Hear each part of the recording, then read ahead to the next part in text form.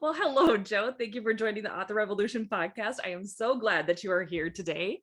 So, in the introduction, I told my audience a little bit about how we met and kind of how you entered my sphere a bit. And so, I'm just curious, would you be willing to share a little bit more about you and what you do and why they should be listening?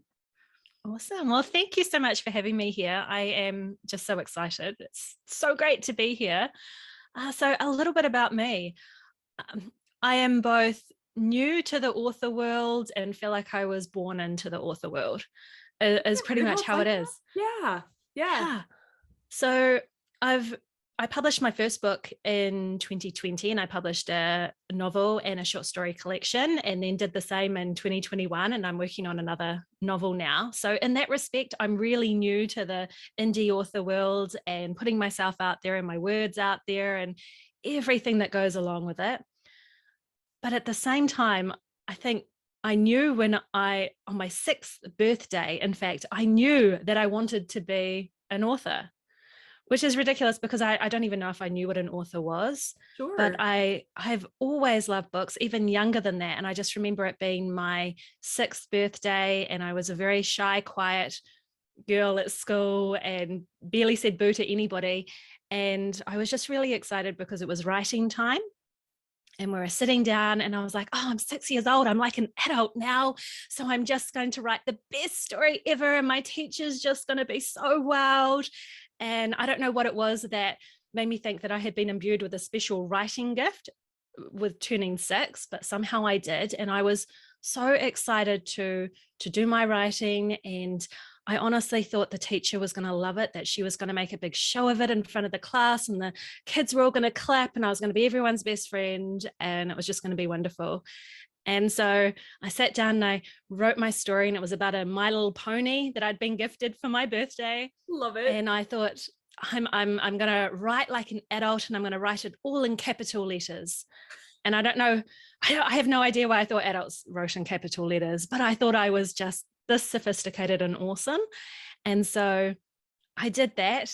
And I was just waiting there with my heart racing and this smile like on my face with my hand up, waiting for the teacher to come around and look at my beautiful words, which I'm sure was just a sentence like, it's my birthday and I got a My Little Pony. I'm sure that was it. Sure. But I put my hand up and the teacher came around, and I was just waiting there with anticipation because the whole room was silent. Everyone else was still writing. And she totally just burst my bubble and lay into me for writing capitals. Like, we don't write all capitals in our stories. This isn't what we do. What were you thinking? And I was so mortified and embarrassed and absolutely crushed. And this inner stubbornness in me went, well, I'm going to prove you're not going to, I'm going to Yeah. be a writer. So it was really weird. It was like my 6th birthday that I just knew that this is the world for me. And then I did what so many of us do. And I continued like writing, and I think I was even like 9 years old, and I was writing and sending entries into writing competitions and into publishers because so this was in the 1980s. Yep. And back in a lot of books, chapter books, and that, then they would sometimes have the publisher details and where you could send a manuscript. And so I did all that when I was a kid, and I sent in I think it was probably handwritten little stories that I'd written, and obviously heard nothing, went on a slush pile, and yeah. Sure. But I had always kind of tried, I always had that interest in getting my words out there. And I always talked about being an author growing up. And I went through my angsty teen years of all the wonderful poetry or not so Yes. wonderful poetry and Like all we that all good do. stuff. We do. And yeah, and words were always my thing, but I had zero confidence and no role models that, like, I didn't know any authors or anybody had ever written a book. And there was always this idea that you didn't make money from writing and it wasn't a real job. So, like, it's a nice dream and it'll be a great hobby, but yeah, not something that was a reality. So I went on and I did all the things that a lot of us with these creative passions do, which is take on a whole lot of real jobs, I guess. Yep. Yep. And yeah, I know just what all you those mean by things, that. yeah, that just don't really fulfill you. And so there's always that nagging in the background. And it took me a long time. In fact, it took my deepest, darkest days to realize that I no longer gave an F about what other people thought, and I was just going to do it. And so up until then, and so that was in 2020, but up until then, I had spent years studying. I studied creative writing at university. I did other courses. I listened to so many podcasts, read so many books. I had been doing all the learning for most of my life. So even though I'm a new author in this world, I feel like I've always been an author. Yeah, that's because you Yeah. have. It's been there. Yeah. It's just been percolating. Absolutely. I love Yes. that so much. So what changed then in 2020? What was the catalyst that helped you to finally kind of go over and make a change? Yeah. Well, it's funny because I hear, 2020 was a magic year for so many people in positive and negative ways. Absolutely. So I think with COVID and everything like that, it really brought our mortality to light. There was a whole lot of percolating fear and everything going on in the entire world. And so it got you thinking about what was really important. And now I'd had quite a few years lead up to that. And then I had been in a job that was pretty horrible, to be honest. There was a lot of bullying in that, and you never think that you're going to be on the end of like adult bullying, but it can Right. happen to anybody. And yeah, and so it was really really nasty, and it all kind of came to a head at the very, very beginning of 2020. And I guess it was just this perfect kind of, I don't know, chaos all brought together with a whole lot of ugliness going on in my day job. And I was so desperate to leave, but didn't think I could leave. And my self-esteem was absolutely shot. I was dealing with anxiety and depression. And then good old COVID comes into the world. And it's like, well, screw everybody, screw everything. I'm just going to, I who knows how long I've got to live. I'm completely unhappy. So I've got nothing to lose for just going all in with just doing what my heart has kind of been singing for so long. So yeah, I don't really know why exactly I took that route, and instead of just like giving up, because like I said, I was dealing with some kind of horrible depression and anxiety and that, but it was just almost that freedom that I was really struggling. I had nothing to lose. It's because your mindset Yeah. shifted from that bleak moment to the relief you were looking for, and you went, screw it, I'm going to do this thing because Yeah. it makes me feel better. I love it. Yeah. And I no longer cared as much about what other people thought, because I was dealing with some really, it was in my face what other people thought of me at the time. It was quite nasty. And so it was kind of like, well, you don't like me now, I don't give a damn, I'm going to write my books. Yeah. So Yeah. yeah. So I don't know. And it has been the most just amazing ride. And I've really put rules in place too with my mindset, particularly in my author life. And that is positivity only. Like I just don't have room for the negative. Absolutely. So yeah, so this is my amazing ride. And in the last couple of years, yeah, my life is unbelievably different.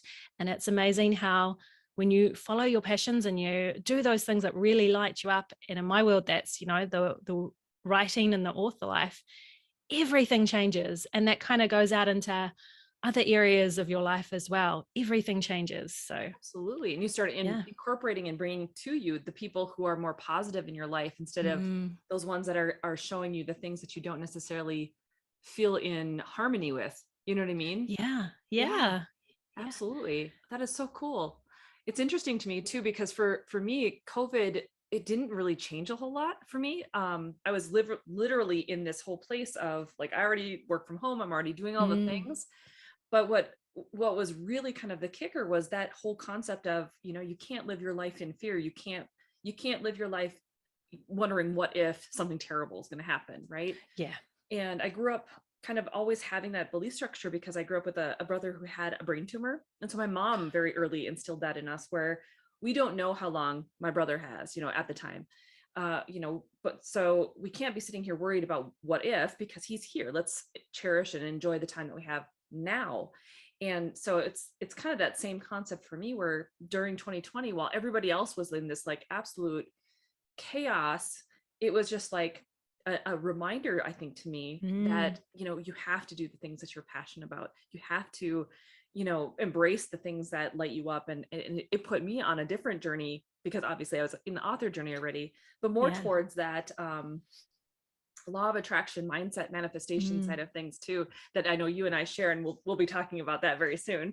Cool. So it's interesting how that was such a catalyst year for so many of us. Yeah. It was just really a big year. So how many books did you say you have published now? So I have 2 collections of short stories and 2 novels, with my 3rd novel in the works right now. And I have plans for just a million more, really. Well, obviously. Yeah. So what genres are you in? So I actually find it really hard to kind of narrow down and name my genre. I always tend to go, it's Gothic fiction. I've heard it called Gothic suspense, literary horror. It's not full-on horror. But yeah, probably Gothic sums it up the most. It's a little bit dark. You definitely got more often than not, there's some good old ghosts in there as well. I love my ghost stories. So yeah, that's my thing. I love it. That is fantastic. Yeah. So how are you inspired with your stories? Like, how do they come to you? Do you have, because I know, like, for me, I have some stories that come where it's like this flash of insight and you're just like, oh, that would be so cool to write. And other times it's me riffing off with my husband or my PA or, someone else. And sometimes it's literally just, I'm going to outline this thing because I kind of want to create a world that's going to look like this. So how have your stories come about? Well, they usually just start off with just a small little snippet of an idea, and they can come from absolutely anywhere. More often than not, real life though, because so like I said, I write kind of ghost stories and I write Gothic fiction. And so there's a little bit of the supernatural in that there, but it's always been an interest of mine how really unusual real life is. Right. Like there's so many, I've had so many experiences of unusual things happening and ghostly things happening and weird synchronicities, that all of those are kind of fodder for my stories. Can you give us an example of one? Oh, well, yeah, I don't even know where to start. So I am very, very woo-woo. So ghosts have been a part of my life pretty much as long as, or I don't even really like the word ghosts, but spirits, and that have been a part of my life as long as writing has been. I've always had a kind of a connection and a fascination with that world and that afterlife. And for the longest time, I wanted to be a medium. In fact, heck, if I was granted those magic gifts right now, I would totally take it up. I just have always loved that idea of being able to open people's minds in that to there being more than just what we experience with our normal 5 senses. Absolutely. And so, yeah, so growing up, I definitely did have a few interactions with spirits turning up or having messages for people. And then you tend to outgrow it a little bit. But I also did all the things. I similar to you, I got trained as a Reiki master. I learnt tarot. I even actually worked as a tarot reader for a very short while on the side. So that was kind of fun. And it's just always been a part of my experience.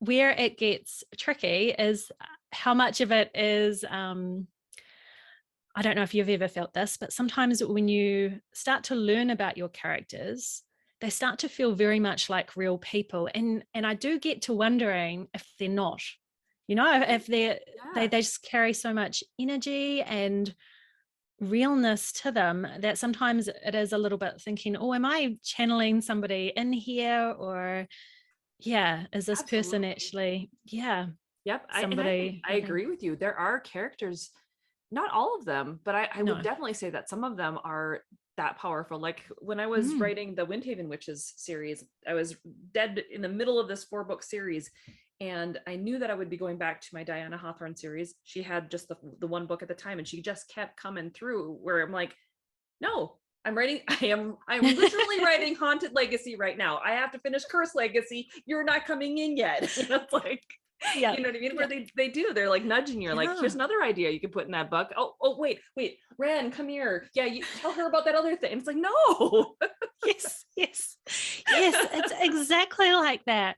And so with my novels in particular, they do percolate over a really long time, and it can be years.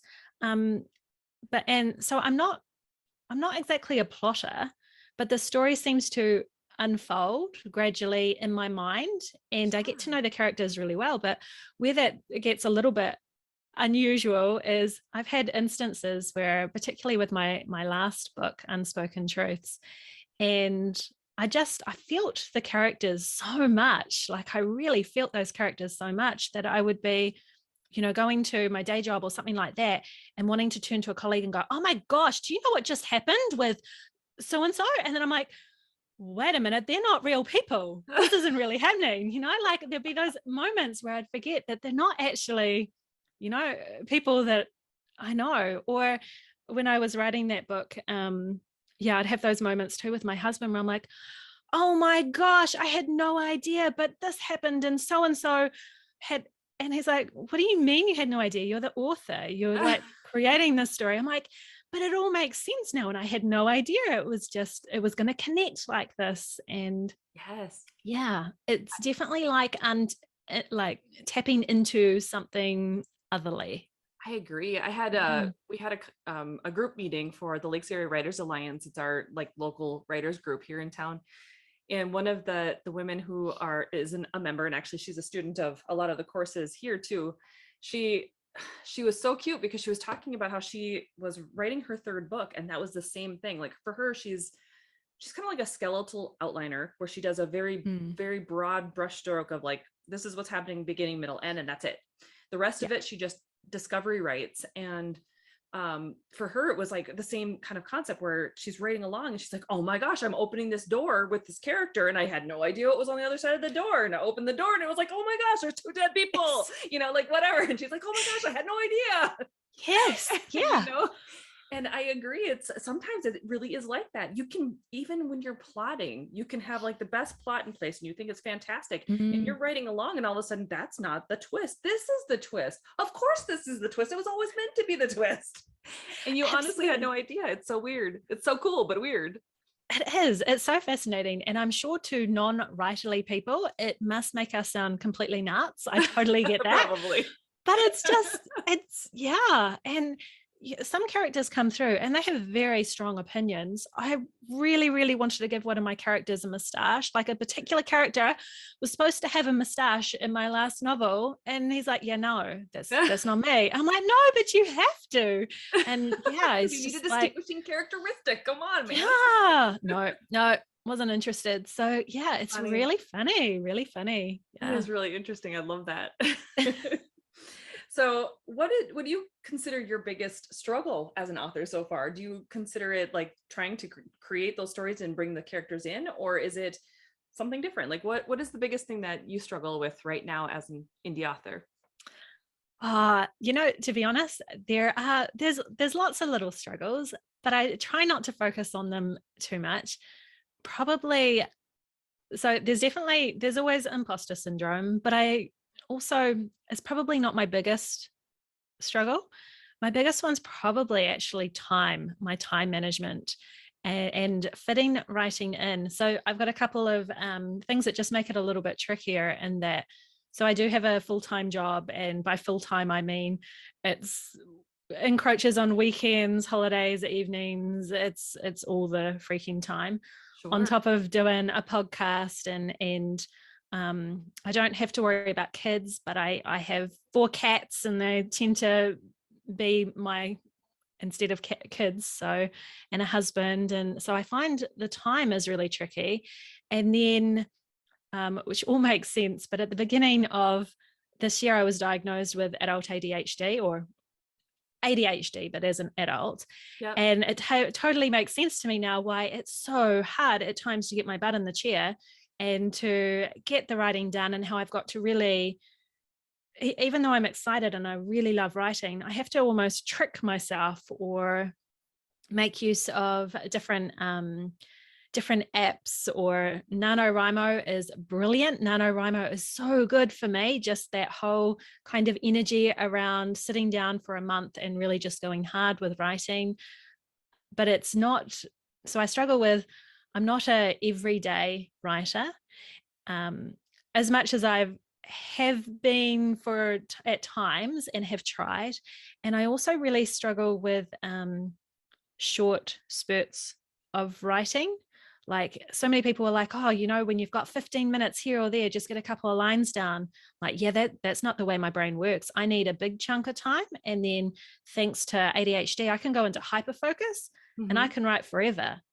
But it takes me a bit to get into that. So I need like half an hour or an hour to get into that. And then I can be writing for hours and hours. But if I'm expected to try and put something down in 15 minutes or even 20, I'm not really going to get much done. So that's for ADHD, that you're already kind of overwhelmed with all the different things that are coming at you. So when you're trying to add one more thing and fit it into a smaller space, it's like, but I already have all these other things that are already on my mind and they're already in motion and they already have this thing that's going, and it's hard to just like switch gears. Yeah, I get that. Yeah. And of course, I think similar to you as well, is I'm super multi-passionate and I want to do all the things, and I want to do all the things now. And so that's really tricky, trying to juggle everything as well. So that's probably, my biggest struggle. And so what I'm trying to work on, because this is a mindset thing and a manifestation thing, is I'm needing to change my language really around about, I'm forever saying, I don't have enough time. I don't have time. I don't, and that's just creating no time. So I'm working at the moment on trying to change my language around having, I have as much time as I need to get the things I want done, or I have plenty of time, or, and also making things easy as well. Like this book's really easy to write. It's flowing easily. It's coming to me easily. Every time I sit down, the words are just there. I'm getting lots written. So trying to really bring a lot more positivity around the fact that, time management's probably, my Achilles heel a little bit. I feel you on that a little bit. I have 2 stories that I'm literally having to get written. One is a short story, so that one's not as terrible, but the other one is the next book of my series, and it's supposed to be done by the end of next month. And it's like, I'm literally like, my focus, my brain is not even in that right now. It's all been going to the Millionaire Author Challenge and everything that's kind of gone on with that. And I'm loving it so much. And so it's like, on one side, I'm going, okay, well, I've already made commitments to both of these stories. They both have deadlines that are looming, so they do have to come about.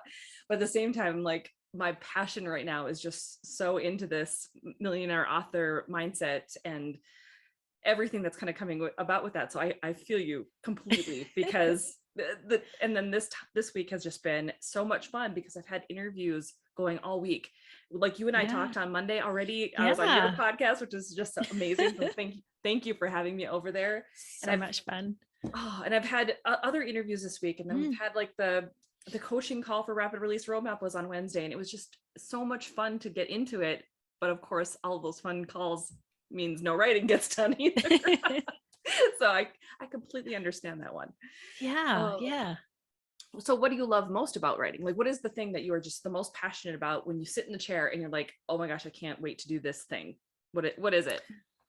Ooh, that's such a good question, because I don't know if I can narrow it down to one.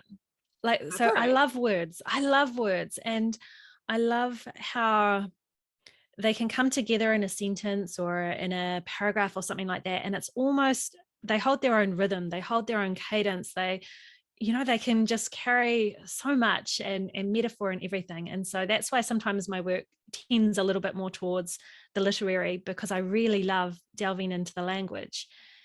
But then there's also so with my novels in particular, I'm definitely of the NaNoWriMo mindset where it's get those words on the page and don't even worry what kind of crap's coming out, just get them down.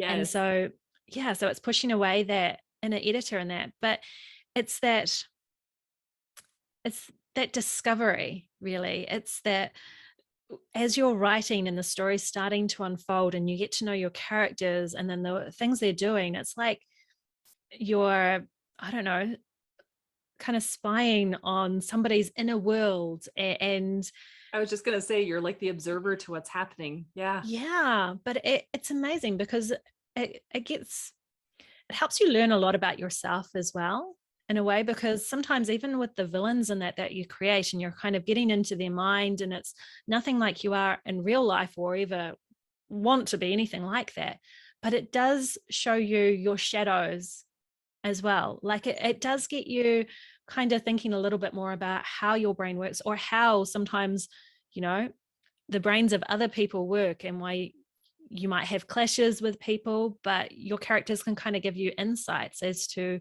why they think like that, why they act like that.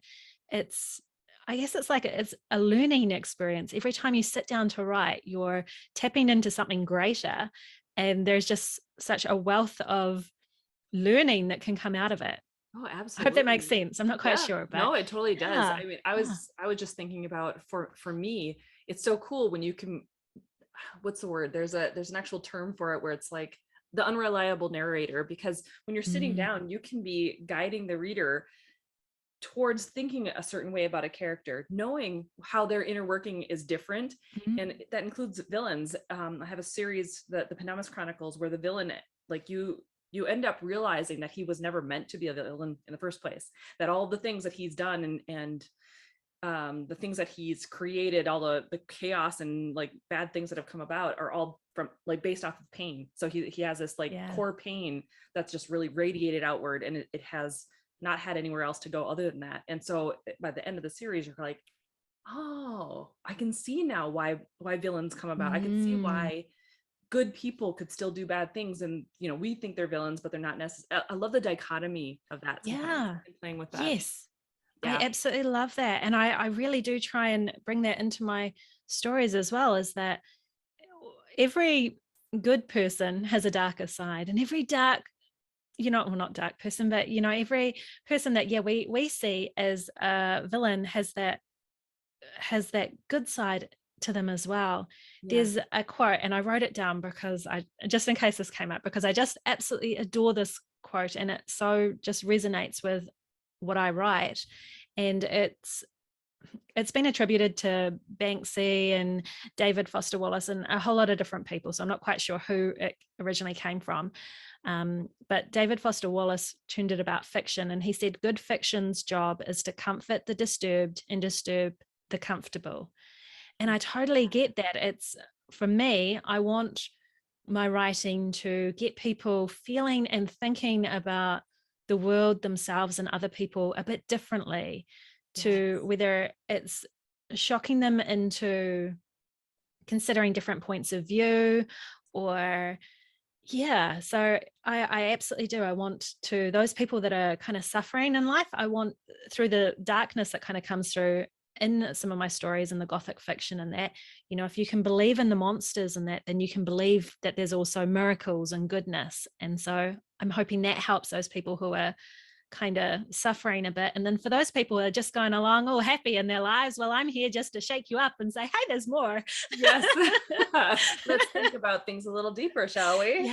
Yeah. So Absolutely. I love that. And I yeah. love the layers of it too, because like you said, depending on where your perception is at, it's going to hit you in a different way. Mm, And so yeah.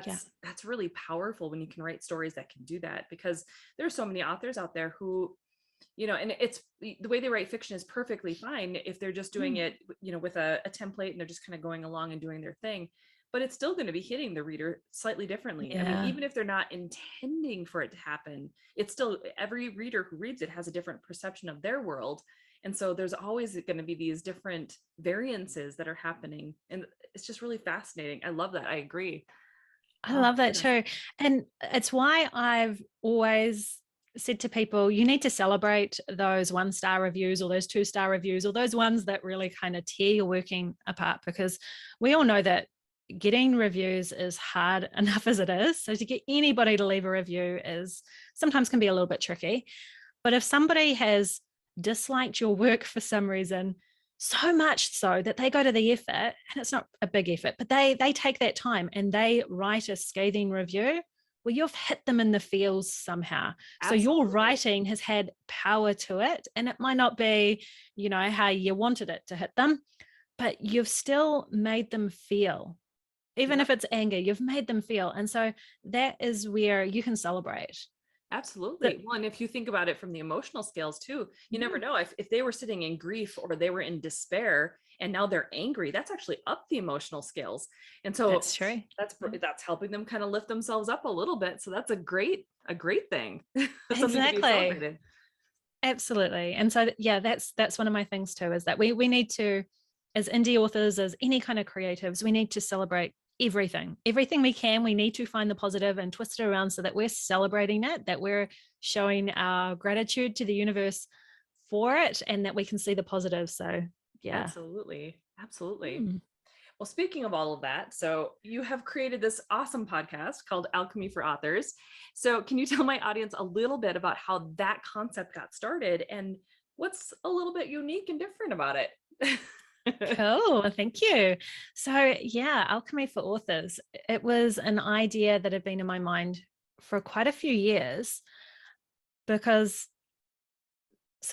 finally, when I pushed myself into the real author journey of actually writing and publishing books,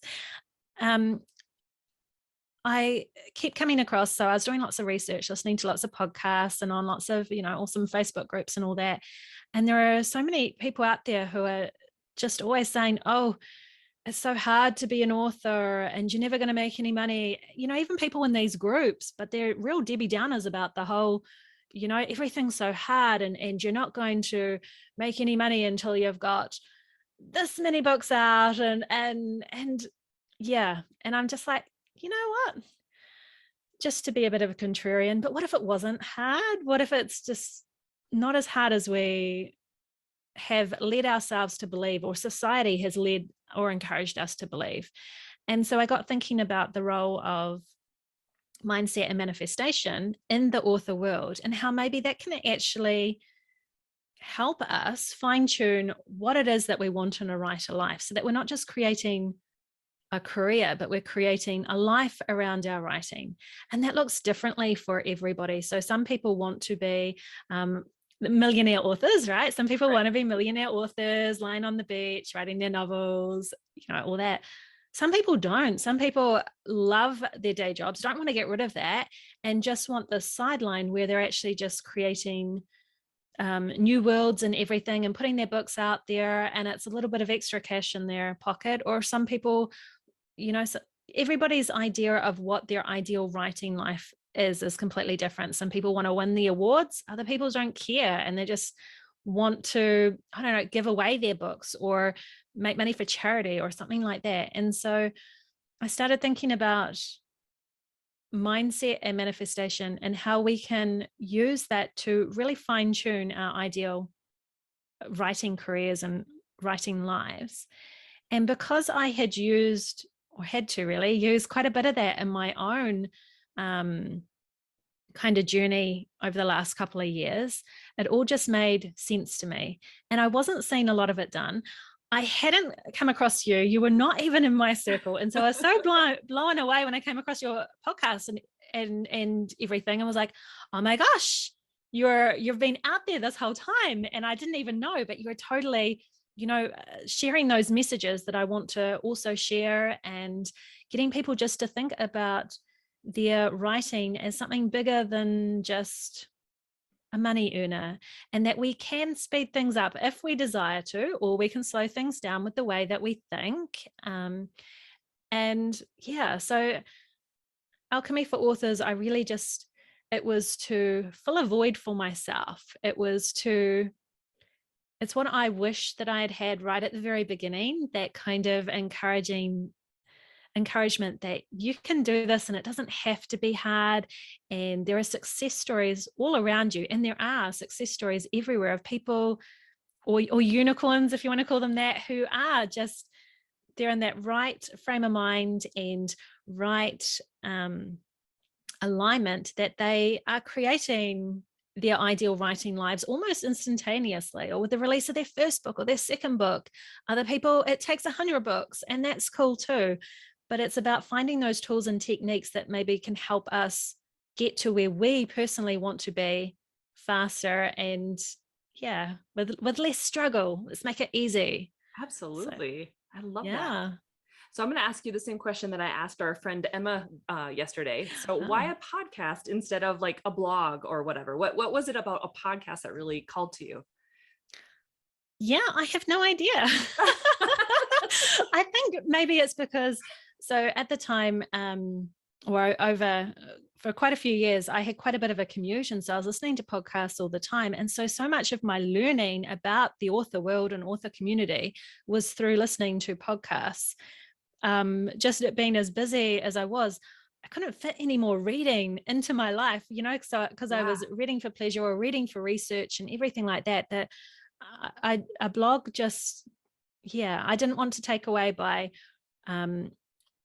doing more writing for blogs and that than focusing on writing for my books.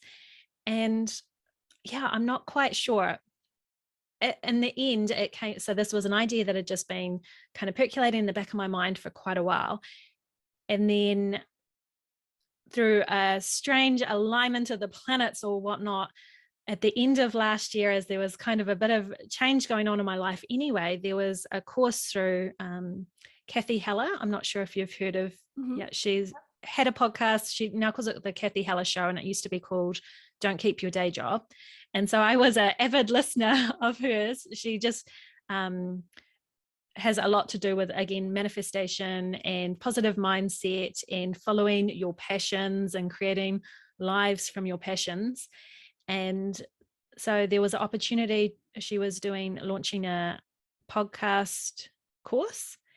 And it was a weird turn of events and unusual kind of pushes from the universe that led me to do it. And that was in October last year. And then it was just, I can't not do this. Right.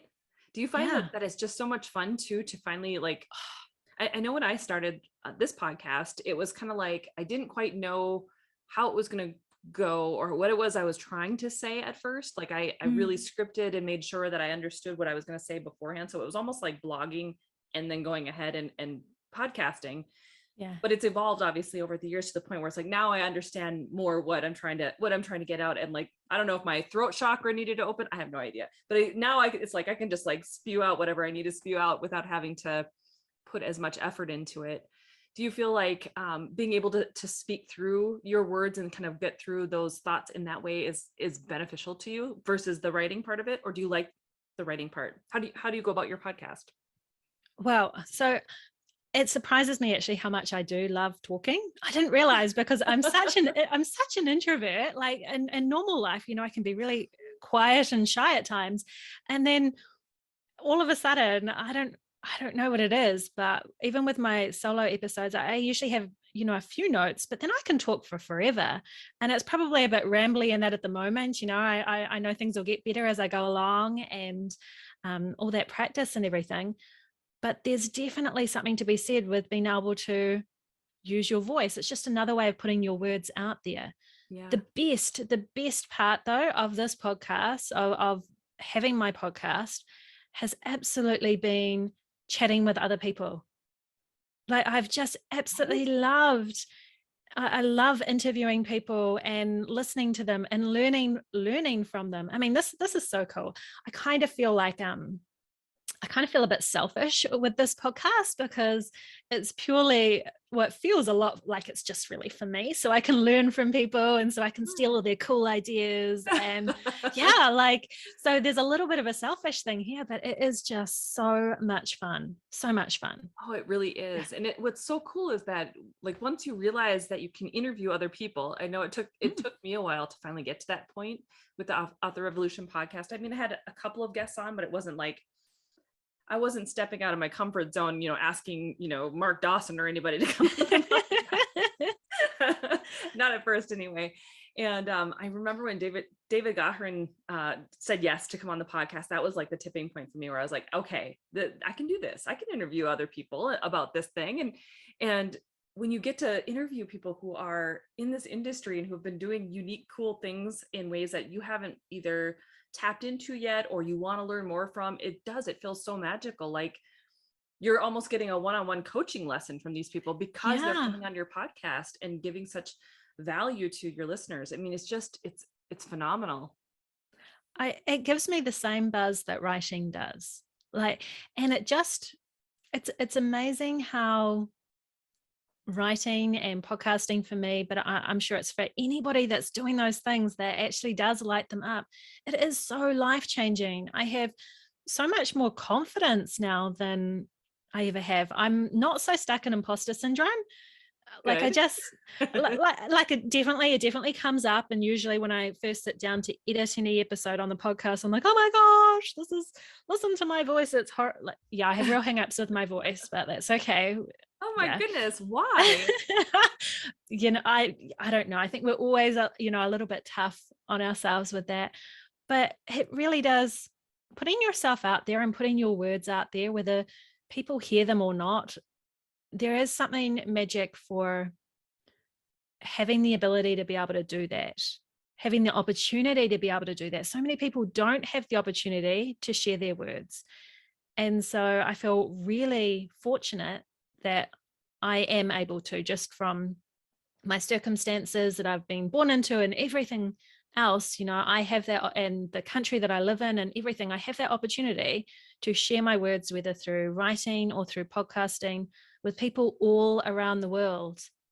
It's mind-blowing. Like, it's just amazing. Isn't it? Yeah. I love it. Yeah. So speaking of that, you and I both share this love of law of attraction and kind of manifestation stuff. It's such a fun place to be. And I think that thus the name Alchemy for Authors, which ironically, I'll have to talk to you about this later on, but I have started like a meditation side of Author Revolution called Author Alchemy. And so I have a website that literally has nothing on it other than the one meditation. And so it was so interesting when I saw your podcast. I was like, this is so cool. It's like, we are going to be good friends. I honestly, and so that is really key too. And I really hope people can really take this on board.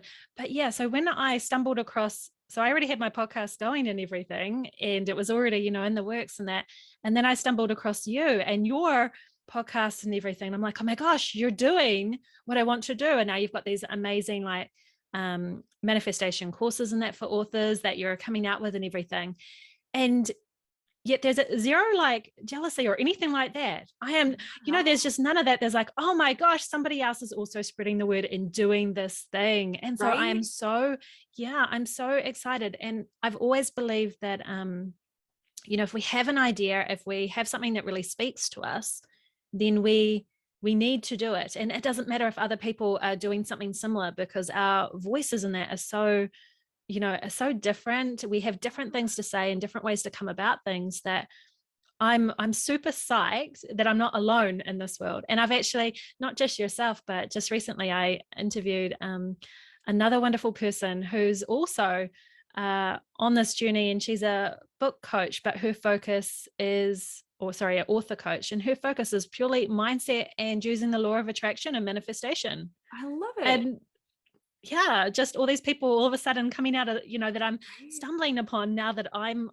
on this path. So it's fantastic. Alike energies are attracted to alike energies. Yeah. Yeah. So it's cool. So cool. It's almost like there's something to that.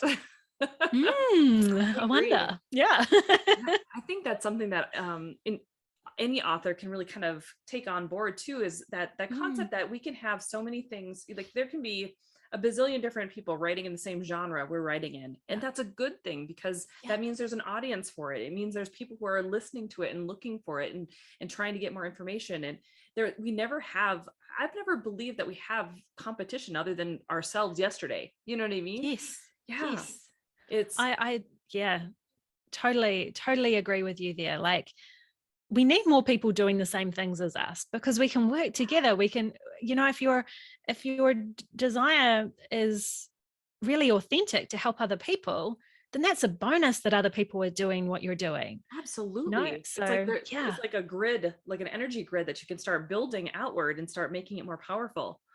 Yeah, exactly. So I'm totally psyched about that. And you're totally going to have to tell me more about your, yeah, And it author literally, alchemy. yeah, it was literally just to put a place, like to create a place for meditations. It was before the Millionaire author idea ever existed. And so for me, it was more like, okay, where can I put some of my more metaphysical, new agey type stuff? Like I needed a place for it and I didn't quite know what to do with it. And so literally I created one meditation. It's up on my YouTube channel as well.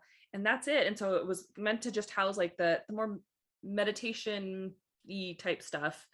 And that's as far as I went with it, because it was like, maybe it'll just kind of merge then into what I don't know. So it's like, it's so fun how you like create something, you're not sure where it's going to go or how it's going to go, and it evolves slightly into something else. And so, but I just thought it was interesting that verbiage wise, we chose very similar things. Yeah. Isn't that It weird? took me, I spent a long time kind of researching. I knew I wanted the word alchemy. I thought I did, just because, it's that transformation, it's that changing things up and that creation. And yeah, so I did a lot of kind of research into it before I really settled, but it just felt right. Yeah. I love it. I think and it's got that magic vibe to it. And it's got that, It does. and like you said, the transformation and transmutation almost. Yeah. That's such a neat word. I love it. Yeah. It's a So great cool. one. Great minds think alike, obviously. Right? Reiki masters, how weird. Like I that we think know. alike. Wow. I know, right? That is so strange. Oh, Yeah. too cool. Well, okay, so obviously we've Mm. covered a lot today. So where can my audience go if they want to find more about you, your books, and your podcast? Yeah. So my central site is just my website, which is just jobuer.com. So that's JOBUER.com. And so that has links to all my books and that. I'm in the process of just revamping it a little bit. At the moment, it's also my kind of main place for my podcast as well. So there's links there that go say specifically alchemy for authors. And I think it's actually, if you type in www.alchemyforauthors, I think it takes you to the website as well. Okay. And yeah, so my podcast episodes are there, but you can also listen to them on any platform. And they're so good, guys. So good. Oh, thank you. Thank you. And yeah, I'm also on Instagram too. And I really enjoy Instagram. So I'm just Jo Buer Author, or at Jo Buer Author. And yeah, so love connecting with people. So yeah, it's cool. Awesome. Well, thank you so much for being here and sharing everything that you have today. I appreciate it so much. Oh, I've had so much fun. I could just talk to you forever. So we'll have to do this again. It's just been so much fun. Thank you so much for having me. Yes. So good. Thank you.